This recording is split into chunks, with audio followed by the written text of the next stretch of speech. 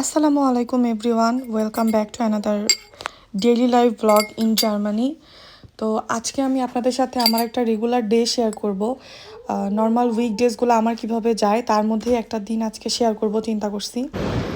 তো আশা করি আপনারা সবাই খুব ভালো আছেন। আমি সকাল থেকেই আজকে ব্লগটা শুরু করছি। সকালে আমি ব্রেকফাস্টে জাস্ট 2টা ডিম সিদ্ধ খেয়ে নিচ্ছি, কারণ যেদিন বেশি টাইম থাকে না ওই দিন আর কি ফাস্ট খাওয়ার জন্য এরকম কিছু আমি চুজ করি। তো আজকের ব্রেকফাস্টটা ওরকমই ছিল। হচ্ছে বাবুকে নিয়ে স্কুলে চলে আসলাম। তো স্কুল শেষ করে এখন হচ্ছে ট্রামের জন্য ওয়েট করছিলাম। আমরা একটু দোকানে যাব। তো আজকে টুকটাক কিছু জিনিস কেনার আছে, তো দেখা যাক ওকে নিয়ে কতটুকু কি পারি, কারণ যেহেতু দোকানে গেলে ওর পছন্দের জিনিসপত্র নিতে শুরু করে অ্যান্ড বেশ ঝামেলা করে আর কি। ওর জিনিসপত্র নেওয়া হলে ও চলে আসে, এরকম ব্যাপার। তো আমি হচ্ছে আজকে একটু ইউরো শপে আসলাম। তো এই দোকানটা আমার খুবই পছন্দের। এখানে প্রাইস মোটামুটি কম, বাট এখানে অনেক সুন্দর সুন্দর জিনিস পাওয়া যায়। মানে যেটা দেখবো ওইটাই নিতে ইচ্ছা করে। বাসার জিনিসপত্র, খাবারের টুকটাক জিনিসপত্র, স্ন্যাক্স টাইপের, দেন হচ্ছে বাচ্চাদের খেলনা, আরও অনেক অনেক জিনিসপত্র পাওয়া যায়। দেন হচ্ছে কী বলবো, কাচের জিনিসপত্র বাসার, এগুলো খুব সুন্দর সুন্দর পাওয়া যায়, কিউট কিউট। তো এখান থেকে আমি 2-4টা জিনিস কিনবো, তো ওইটাই দেখছিলাম। তো এইদিকে হচ্ছে আমার কিছু কলমের দরকার ছিল, তো আমি হচ্ছে কলমের সেকশনে আসলাম একটু খুঁজতে। জার্মানিতে না মানে কালো কলমটা মানে অতটাও বেশি ইউজ হয় না, আমি দেখছি। মানে কালো কলমটা একটু কম ইউজ হয়। ওরা বেসিক্যালি ব্লু কালারের কলমটা বেশি প্রেফার করে আমার কাছে মনে হয়েছে। মানে সব দোকানেই গেলে আগে ব্লু কালারের অনেক অনেক কলম পাওয়া যায়। তো আমি হচ্ছে মেইনলি যেটা নিতে আসছি ওইগুলো দেখছিলাম। তো আমি হচ্ছে কটন প্যাড রাখার জন্য একটা জার মতো নিচ্ছি, কারণ ওইটা হচ্ছে ওই ব্যাগের মধ্যে রাখলে জিনিসটা রাখতে ঝামেলা হয়, দেখতেও সুন্দর লাগে না। তো এই জন্য তারপরে চলে আসলাম একটু 4 কাপ কেনার জন্য। তো আমার হচ্ছে মাঝে মাঝে 4 কাপ চেঞ্জ করতে ইচ্ছা করে। তো আমার মানে এইটা বলতে পারেন আমার একটা শখের মতো। তো আমি মাঝে মাঝেই 2টা করে কাপ নিয়ে আসি।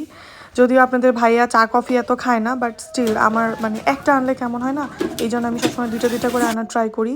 তো আমি আমার বাসার টুকটাক জিনিসপত্র নিয়ে চলে আসছি, অন্য দোকান থেকেও এনেছি। তো এটা হচ্ছে কি বলে, ডিশ ওয়াশিং জেলটা রাখার জন্য এই ট্রেটা নিছি। দেন কটন প্যাড কিনছি একটা, আর এই জারটা তো আপনারা ওখান থেকেই দেখলেন।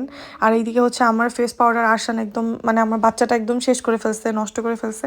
তো আমি হচ্ছে একটা তুলি নিয়ে আসছি ওইটা ইউজ করার জন্য। আর এদিকে হচ্ছে একটা ফেস ওয়াশিং ব্রাশ নিয়ে আসছি। আর এই সব কিছু গোছানোর পরে এখন আমি সরাসরি রান্না করতে চলে আসছি। আজকে আমাদের লিটারেলি দুপুরে কোনো কিছু খাওয়া হবে না, আমরা হচ্ছে একবারে রাতে খাবো, বাট মজা মজা করে খাবো। এই জন্য আজকে চিকেন বিরিয়ানি রান্না করতেছি। এটা হচ্ছে আমার স্টাইলে একদম ইজি ওয়েতে, মানে খুবই কম সময় রান্না করা যায়। বিরিয়ানি পুরা বিরিয়ানির মতোই হবে, বাট মানে ঝামেলা কম করে রান্না করি আমি। তো আমি চিকেনটা মেরিনেট করলাম, এরপরে আলুগুলো ভেজে এরপরে বেরেস্তা দিয়ে দিলাম। এর মধ্যে আপনাদের ভাইয়া বলতেছে যে চলো কিছু হালকা নাস্তা করি রান্না হতে হতে, যেহেতু আরও সময় লাগবে। তো আমি হচ্ছে ঝটপট ওকে একটু ঝালমুড়ি মাখাই দিচ্ছি। তো আগে আমরা ঝালমুড়িটা খেতাম না, হঠাৎ একটা ভাবির কাছ থেকে খেয়ে খুবই মজা লাগছে। অ্যান্ড দেন আমরা মানে রেগুলারই খাই আর কি, আমাদের খুবই ভালো লাগে। আর এদিকে আপনাদের ভাইয়া আবার এসে বায়না করছে যে ও পিৎজা খাবে। তো পিৎজার জিনিসপত্র সব রেডি করে রাখলাম, এরপরে হচ্ছে পিৎজাটা বানাই দিব লাস্টে। তো আমি জানি না কখন বানাবো, যেহেতু এটা বানাইতে অনেক সময় লাগবে। তো এইদিকে আপনাদের ভাইয়া ফান্টা বের করলো ফ্রিজ। তো আমরা এটা দিয়ে ঝালমুড়ি দিয়ে খাচ্ছিলাম।